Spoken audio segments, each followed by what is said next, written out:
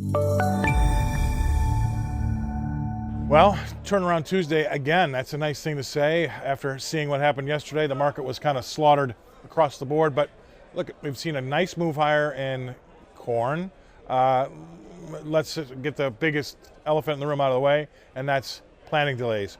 Now, in the past, it seems to be the case, but the market wants to ignore a lot of times for 2 or 3 or maybe sometimes even 4 weeks that it's too wet out there. And so we finally get some empirical data that says it's too wet out there, and we got that last night. We had some planting progress numbers around 30% done for corn versus the 5-year average of 66%. That's not good. So you saw an immediate rise in the prices last night, and it's continued in that direction today. So that should give more comfort to the bulls that have really taken it on the chin these last few days. We also have now a 3-cent gap higher from yesterday afternoon's close to last night's open. Keep that in mind. Again, I talk about these technical traders versus fundamental traders. The technical traders will say we would like to go fill those gaps, so don't get too over your skis on this. Wait to see what these charts and the fundamentals are telling you here, but we do have a 3-cent gap from yesterday's close to last night's open. Keep that in mind.